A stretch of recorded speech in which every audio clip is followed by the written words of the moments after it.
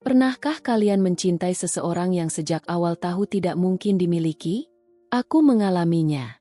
Aku rela mengorbankan perasaan, harga diri, bahkan masa depanku demi seorang pria yang ternyata tak pernah benar-benar bisa memilihku. Inilah kisahku. Semoga kalian tidak mengulang kesalahan yang sama. Assalamualaikum warahmatullahi wabarakatuh. Selamat datang kembali di Terong Kuwait.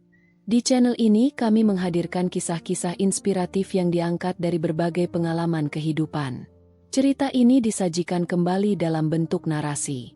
Seluruh nama tokoh dan beberapa detail telah disamarkan untuk menjaga privasi. Apabila terdapat kesamaan nama maupun peristiwa, itu hanyalah sebuah kebetulan. Sebelum cerita dimulai, jangan lupa tekan tombol like, subscribe, aktifkan lonceng notifikasi, lalu tuliskan pendapat kalian di kolom komentar. Dan seperti biasa, jangan lupa absen dulu di kolom komentar. Kalian menonton dari kota mana? Selamat menyaksikan. Namaku Saras. Usia 23 tahun.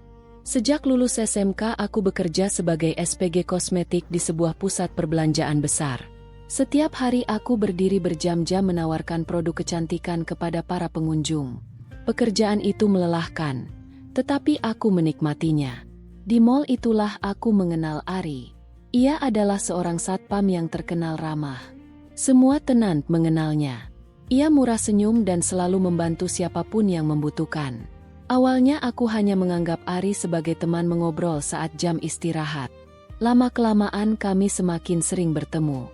Hingga suatu hari aku mengetahui kenyataan bahwa Ari sudah memiliki istri dan seorang anak yang masih kecil. Sejak saat itu aku berusaha menjaga jarak. Tetapi hati ternyata lebih sulit diatur daripada langkah kaki. Semakin berusaha menghindar, semakin sering kami dipertemukan. Setiap pagi ia menyapaku. Setiap sore ia memastikan aku pulang dengan aman.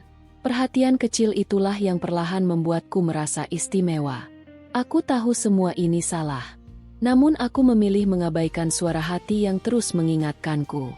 Aku tidak sadar. Saat itu aku sedang berjalan menuju luka yang kuciptakan sendiri.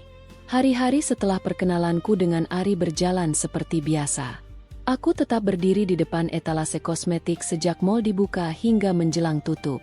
Senyum menjadi bagian dari pekerjaanku. Setiap pelanggan yang datang ku sambut dengan ramah, seolah tak ada beban sedikit pun di dalam hati. Namun kenyataannya, ada satu hal yang perlahan berubah. Aku mulai menunggu seseorang. Setiap pagi sebelum toko dibuka, Ari selalu berkeliling memastikan seluruh area aman. Langkahnya tenang, seragam satpam yang dikenakannya selalu rapi. Sementara senyumnya seolah mampu mengusir lelah setelah perjalanan panjang dari rumah menuju tempat kerja. Selamat pagi, Saras. Semangat jualannya hari ini. Kalimat itu terdengar sederhana. Tetapi entah mengapa, ucapan itu selalu berhasil membuat suasana hatiku menjadi lebih baik. Aku membalas senyum seperlunya. Semangat juga, Mas Ari. Aku selalu memanggilnya dengan sebutan, Mas, sebagai bentuk hormat. Bagiku, ia hanyalah rekan kerja yang kebetulan sering bertemu. Setidaknya, itulah yang terus kuucapkan pada diriku sendiri. Semakin lama bekerja di mall itu, semakin sering pula kami bertemu. Kadang saat aku membeli makan siang di kantin karyawan, Ari juga sedang beristirahat. Sesekali kami duduk di meja yang sama bersama beberapa pegawai tenant lain. Obrolannya ringan, mulai dari ramainya pengunjung saat akhir pekan hingga cerita lucu tentang tingkah pelanggan. Aku merasa nyaman. Ari pandai membuat orang lain merasa dihargai.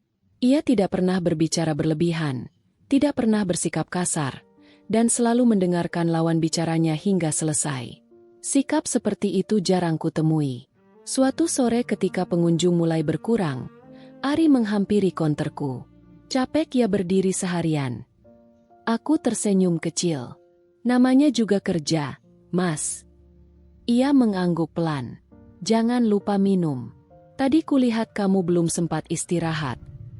Perhatian kecil itu sebenarnya biasa saja. Namun bagiku yang hidup sendiri di kota perantauan, perhatian sekecil apapun terasa begitu berarti. Sejak lulus sekolah, aku merantau demi membantu kedua orang tuaku di kampung. Gaji sebagai SPG memang tidak terlalu besar, tetapi cukup untuk membayar kos dan mengirim sebagian penghasilan kepada ibu setiap bulan. Karena itulah, hari-hariku lebih banyak dihabiskan untuk bekerja daripada memikirkan kehidupan pribadi. Sampai akhirnya Ari hadir sebagai seseorang yang tanpa kusadari mengisi ruang kosong itu. Suatu hari, hujan turun begitu deras ketika jam kerja selesai. Banyak karyawan memilih menunggu di dalam mal sambil berharap hujan segera reda. Aku berdiri di dekat pintu keluar sambil memandangi langit yang gelap. Ada payung. Aku menoleh. Ari berdiri beberapa langkah di belakangku. Aku menggeleng. Belum sempat beli. Ia tersenyum tipis. Tunggu agar reda saja. Jangan dipaksakan pulang. Aku mengangguk pelan. Kami berdiri dalam diam beberapa menit. Tidak ada percakapan panjang. Hanya suara hujan yang memukul atap dan aroma tanah basah yang terbawa angin. Entah mengapa, suasana sederhana itu terasa begitu hangat. Tetapi kehangatan itu mendadak berubah ketika sebuah mobil berhenti di depan pintu utama. Seorang wanita turun sambil membawa payung kecil. Di sampingnya ada seorang anak perempuan berusia sekitar 4 atau 5 tahun. Anak itu berlari kecil menghampiri Ari. "Ayah!" Aku terpaku. Ari langsung berjongkok menyambut anak itu, lalu mengusap rambutnya dengan penuh kasih sayang. Wanita itu tersenyum kepadaku dengan sopan sebelum menatap Ari. "Ayo pulang. Dede sudah ngantuk." Ari mengangguk. "Iya." Sebelum pergi, ia sempat menoleh ke arahku. "Hati-hati pulangnya, Saras." Aku hanya membalas dengan senyum tipis. Setelah mobil itu berlalu, dadaku terasa sesak. Meski sejak awal aku sudah tahu bahwa Ari telah menikah, melihatnya bersama keluarga membuat kenyataan itu terasa jauh lebih nyata. Ada seorang perempuan yang menunggunya di rumah. Ada seorang anak yang memanggilnya ayah. Aku menghela napas panjang. "Jangan sampai perasaanmu melangkah terlalu jauh, Saras," gumamku dalam hati. Hari-hari berikutnya aku mulai menjaga jarak. Jika sebelumnya kami sering mengobrol saat jam istirahat, kini aku lebih memilih duduk bersama teman-teman tenant lain. Aku mencoba menyibukkan diri dengan pekerjaan. Sayangnya, Ari menyadari perubahan sikapku. "Belakangan kamu jadi pendiam." "Tidak kok, lagi banyak target penjualan." Ia mengangguk. Meski dari sorot matanya aku tahu ia tidak sepenuhnya percaya. Sejak percakapan itu, Ari tidak lagi sering menghampiri konterku. Namun setiap kali berpapasan, ia tetap menyapa dengan ramah. Sikapnya yang tetap baik justru membuatku semakin sulit mengendalikan perasaanku. Suatu siang, temanku sesama SPG bernama Rina menghampiriku. "Sar, boleh ngomong sebentar?" Aku mengangguk. Rina menarikku ke sudut pantry. "Kamu dekat sama Mas Ari ya?" Aku terdiam. "Teman saja." Rina menghela napas. "Aku cuma mau ngingetin. Dia orang baik, tapi dia sudah punya keluarga." Aku menunduk. "Aku tahu." "Kalau tahu, jangan kasih ruang buat perasaan yang nanti bikin kamu sendiri terluka." Ucapan Rina terdengar sederhana. Namun kata-kata itu terus terngiang di kepalaku sepanjang hari. Aku sadar, Rina tidak sedang menghakimi. Ia hanya tidak ingin aku mengulang kisah yang pernah dialami orang lain. Malam itu, setelah sampai di kamar kos, aku memandangi wajahku sendiri di cermin. Aku bertanya pada diriku sendiri, apa sebenarnya yang sedang kucari? Perhatian? Tempat bercerita? Atau hanya rasa nyaman yang selama ini tidak pernah kumiliki? Aku tidak menemukan jawabannya. Yang ku tahu hanyalah satu hal. Perasaan yang semula hanya sebatas kagum perlahan berubah menjadi sesuatu yang lebih dalam. Dan itulah yang paling kutakuti. Karena sejak awal aku sadar, hati ini sedang berjalan ke arah yang salah. Aku bisa saja terus mengikuti perasaan itu. Tetapi semakin jauh aku melangkah, semakin besar pula kemungkinan ada hati lain yang akan terluka. Suatu malam, aku menatap langit malam dari jendela kamar kos. Hujan deras di luar mengguyur kota. Dalam hati aku berdoa agar Tuhan memberiku kekuatan untuk mengambil keputusan yang benar sebelum semuanya terlambat. Aku belum tahu Ujian yang sesungguhnya justru baru akan dimulai. Tiba-tiba ku dengar pintu kos berbunyi. Tok tok tok. Setelah kubuka ternyata Ari di depan pintu dengan baju basah kuyup. "Mafras, aku pinjam shirt MU ya?" ucapnya. "Ya, masuklah dulu," ucapku. Aku mengambilkan handuk, shirt dan membuat kopi untuk menghangatkan badan. Ari curhat kepadaku kalau lagi ada masalah di keluarganya. Aku hanya diam mendengarkan dengan seksama. Tanpa kami sadari, kami sedang berjalan menuju sebuah jurang. Aku duduk berdekatan, menikmati keheningan yang terasa hangat. "Saras," ucapnya pelan. Aku tersenyum, lalu menatapnya dengan sorot mata yang penuh ketenangan. Tidak banyak kata yang terucap, namun seakan memahami isi hati masing-masing. Ari meraih tanganku dengan hati-hati. Jemari bertaut, menghadirkan rasa nyaman yang sulit dijelaskan. Hanya ada dua hati yang saling menemukan tempat pulang.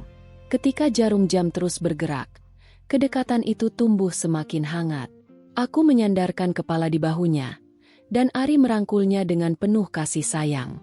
Tidak ada yang tergesa-gesa, hanya menikmati momen sederhana yang terasa begitu berharga.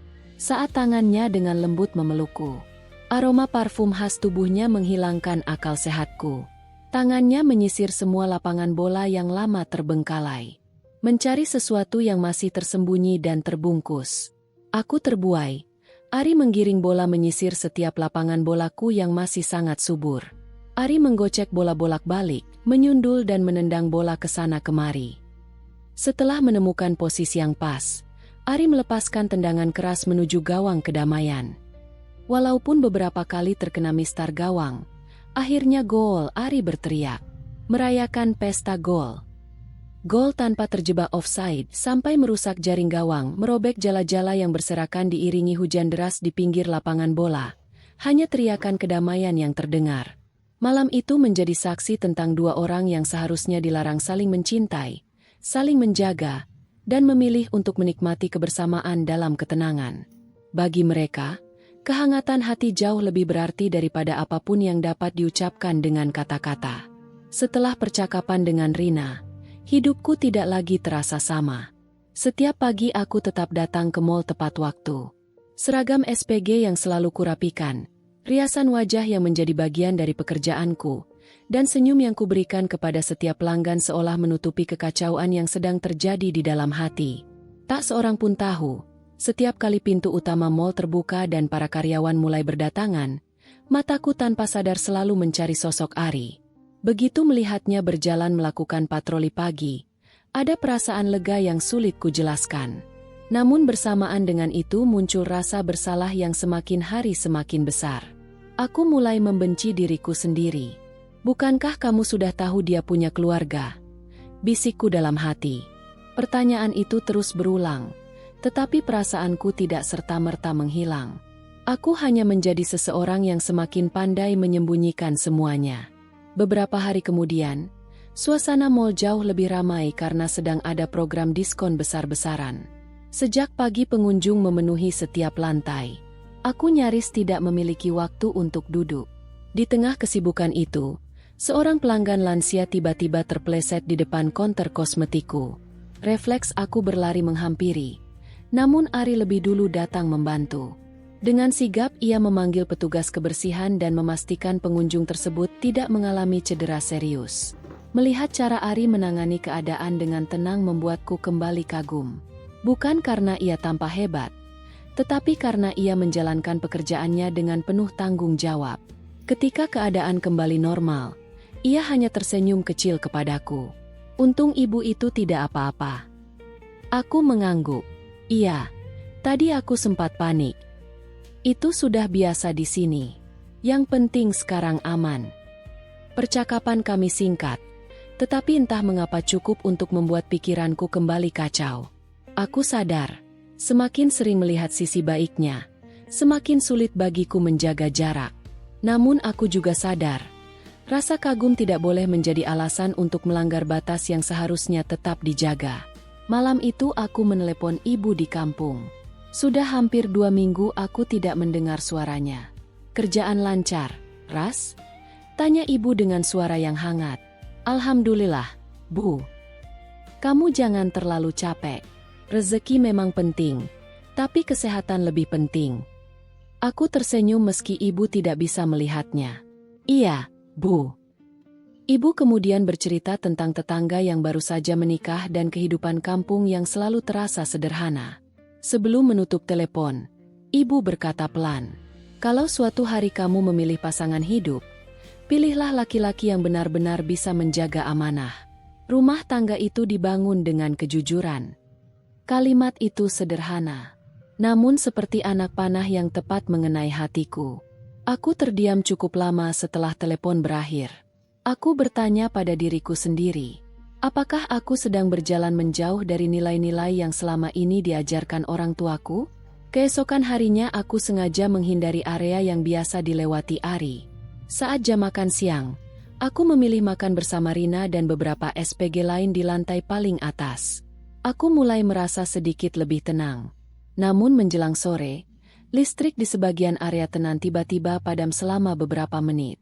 Sesuai prosedur, para petugas keamanan berkeliling memastikan situasi tetap aman. Ari ikut memeriksa konter tempatku bekerja. Semuanya aman? Tanyanya. Iya. Kalau ada apa-apa langsung hubungi kami. Aku mengangguk singkat. Sebelum pergi, ia berhenti beberapa detik. Kamu marah sama aku? Pertanyaan itu membuatku gugup. Tidak. Kalau begitu kenapa belakangan menghindar? Aku menarik napas panjang. Bukan menghindar. Aku cuma sedang ingin fokus kerja. Ari memandangku beberapa saat, lalu mengangguk pelan. Kalau memang itu yang kamu inginkan, aku menghargainya. Jawaban itu membuatku lega sekaligus sedih. Aku tahu menjaga jarak adalah keputusan yang benar. Tetapi melakukannya ternyata jauh lebih sulit daripada mengucapkannya. Seminggu kemudian, mall mengadakan acara keluarga untuk seluruh karyawan. Setiap tenan boleh mengajak anggota keluarga masing-masing. Awalnya aku tidak terlalu memperhatikan acara itu karena hanya datang sebentar setelah jam kerja selesai. Di aula kecil yang dipenuhi tawa anak-anak, mataku tanpa sengaja menangkap sosok Ari. Ia datang bersama istrinya. Perempuan itu mengenakan pakaian sederhana dengan senyum yang ramah. Di samping mereka, seorang anak perempuan berlarian membawa balon warna merah. Ari mengangkat putrinya ke atas bahu. Anak itu tertawa riang sambil memeluk kepala ayahnya. Pemandangan itu membuat langkahku terhenti. Selama ini aku hanya mengenal Ari sebagai rekan kerja. Hari itu aku melihatnya sebagai seorang suami dan ayah. Ada kebahagiaan yang nyata di depan mataku. Mungkin rumah tangga mereka memang memiliki masalah seperti kebanyakan keluarga lain.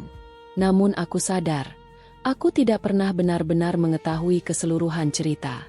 Aku hanya mendengar satu sisi. Dan seringkali, satu sisi tidak pernah cukup untuk menjadi dasar menilai kehidupan seseorang. Aku memilih duduk di sudut aula sambil memperhatikan keluarga-keluarga kecil yang sedang menikmati acara. Seorang anak menghampiri ibunya sambil membawa hadiah lomba mewarnai. Seorang ayah mengabadikan momen keluarganya dengan kamera ponsel. Tiba-tiba muncul satu pertanyaan di benakku. Bagaimana jika suatu hari ada perempuan lain yang melakukan hal yang sama terhadap keluargaku? Bagaimana rasanya menjadi istri yang harus berbagi perhatian suami dengan orang lain? Pertanyaan itu membuat dadaku sesak. Aku mulai memahami bahwa luka akibat sebuah hubungan yang salah tidak hanya dirasakan oleh dua orang yang menjalaninya. Ada anak-anak yang bisa kehilangan rasa aman. Ada pasangan yang kehilangan kepercayaan. Dan ada banyak hati yang terluka tanpa pernah meminta. Malam itu aku pulang lebih cepat. Sesampainya di kamar kos, aku menangis untuk pertama kalinya. Bukan karena Ari, tetapi karena akhirnya aku melihat kenyataan dengan lebih jernih. Aku sadar selama ini aku membiarkan rasa nyaman tumbuh tanpa memikirkan dampaknya bagi orang lain. Aku memohon kepada Tuhan agar diberi keberanian. Keberanian untuk berhenti. Keberanian untuk menerima bahwa tidak semua perasaan harus diperjuangkan. Kadang, mencintai dengan cara yang benar adalah memilih mundur sebelum semuanya berubah menjadi penyesalan.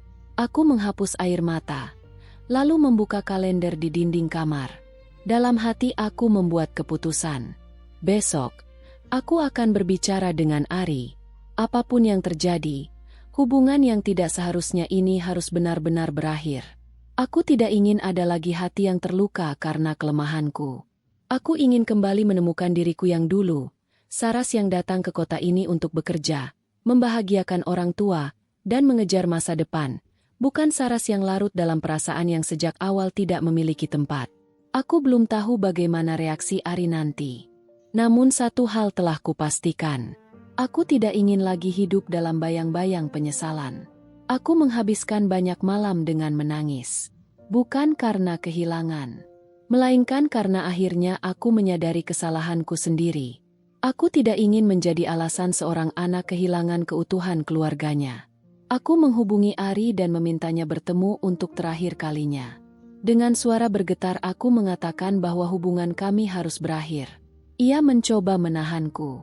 Namun kali ini aku sudah bulat. Aku mengatakan bahwa cinta tidak selalu berarti memiliki. Kadang cinta berarti berani melepaskan.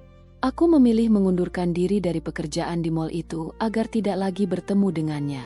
Keputusan itu sangat berat, tetapi justru menjadi awal dari hidupku yang baru. 6 bulan kemudian aku bekerja di perusahaan kosmetik lain.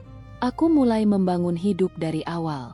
Aku mengikuti berbagai pelatihan kecantikan hingga akhirnya dipercaya menjadi trainer. Perlahan luka itu sembuh. Aku belajar bahwa harga diri jauh lebih berharga daripada mempertahankan hubungan yang sejak awal salah. Kini ketika mengingat Ari, aku tidak lagi menyimpan kebencian. Aku hanya menjadikannya pelajaran hidup. Bahwa cinta tanpa batasan bisa berubah menjadi penyesalan. Dan kebahagiaan sejati hanya akan datang ketika kita berani memilih jalan yang benar, meskipun terasa paling menyakitkan. Jika suatu hari kalian berada di posisi yang sama denganku, ingatlah satu hal, pergi memang menyakitkan, tetapi tetap bertahan dalam hubungan yang salah akan meninggalkan luka yang jauh lebih dalam. Penutup, terima kasih sudah mengikuti kisah ini sampai selesai. Semoga cerita ini bisa menjadi pengingat bahwa tidak semua rasa harus diperjuangkan. Ada kalanya melepaskan adalah bentuk keberanian yang paling besar. Jika kalian memiliki pendapat tentang keputusan Saras, tuliskan di kolom komentar. Menurut kalian, apakah Saras sudah mengambil keputusan yang tepat? Jangan lupa like, subscribe, dan bagikan video ini agar semakin banyak orang yang bisa mengambil pelajaran dari kisah ini. Sampai bertemu di kisah berikutnya hanya di Terong Kuwait.